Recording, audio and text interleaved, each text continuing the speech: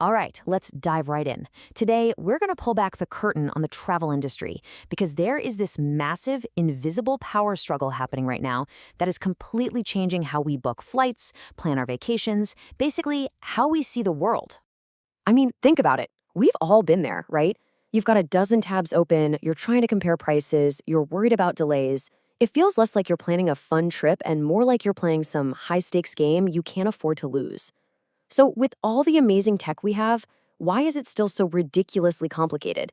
Well, the source material for this explainer has a name for our new reality: a polycrisis. It's this idea that all these global challenges, the economy, geopolitics, crazy weather, are all hitting at once. So disruptions aren't a surprise anymore. They're basically the new normal. And in a world like that, the real product isn't just a flight or a hotel. It's certainty. It's peace of mind. And this chaotic new reality, it's created a huge battlefield. But the fight isn't just about getting you to click buy on a ticket. No, it's a battle for control over your entire trip. And even more important than that, your data.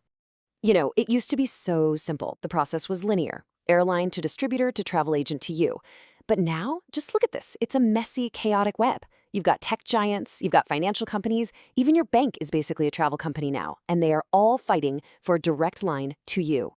And this chart really tells the whole story, doesn't it? Take a look at who holds the power. All the way at the bottom, the companies that actually own the planes and the hotels. The real value, the real power, has shifted way up to the platforms that control the data and, crucially, manage the risk of your trip going wrong. So, you can bet the airlines are seeing this happen and they are not happy about it. Not one bit. They're launching a huge counterattack, what you could almost call a fight for their own sovereignty, to win back control of their customers and their networks. And this quote? This is basically the rallying cry. It's the whole strategy in a nutshell. The message is simple and direct. If you're an airline and you let a giant aggregator own your customer connections, you're not just losing a sale, you're losing the entire relationship. You're becoming a commodity. So what's their weapon in this fight? It's a new strategy called alternative interlining. Now, that sounds technical, but it's actually pretty simple. It's the tech that lets an airline sell you a complicated trip to almost anywhere in the world, even using other airlines, all while keeping you on their own website. They get to own that relationship from start to finish. And look, this isn't just some theory.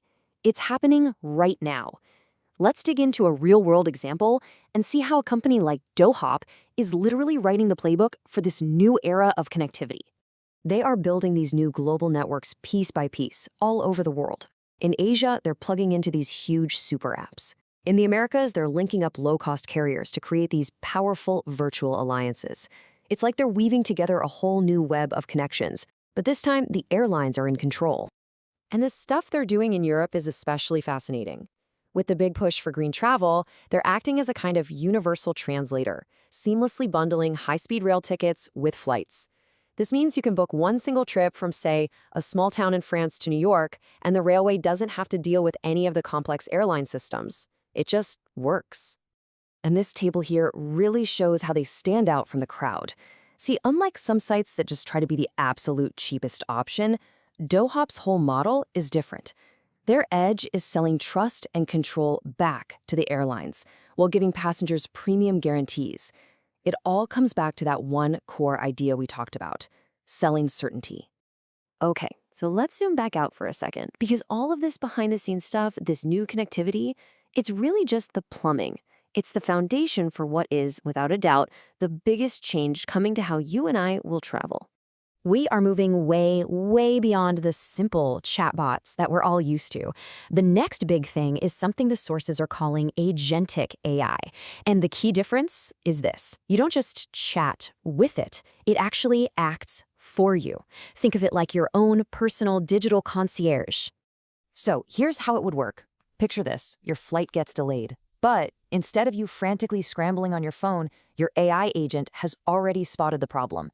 It has automatically rebooked you on the next best flight, it's already updated your hotel check-in time, rescheduled your airport pickup, and synced everything to your calendar. A total travel disaster is turned into a minor inconvenience. That is the ultimate form of selling certainty. And let me tell you, this is incredibly big business. Some of these platforms are already making up to 40%, 40 of their total revenue just from selling these financial add-ons. You know, things like fare freezes, cancellation waivers, and delay guarantees. It turns out that peace of mind is very, very profitable. So, this all leads us to one final, really critical question. In this brand new world of hyper-connected, AI-managed travel, what's the actual endgame? As these incredibly powerful AI agents become the gatekeepers for our trips, we have to ask this really provocative question. When it makes a decision for you, when it rebooks you on a certain airline or suggests a specific hotel, who's it really working for? Is its true loyalty to you, to the airline's bottom line, or to the profit of the tech company that built it? That question, that's the heart of the hidden war that will define the future of how we travel.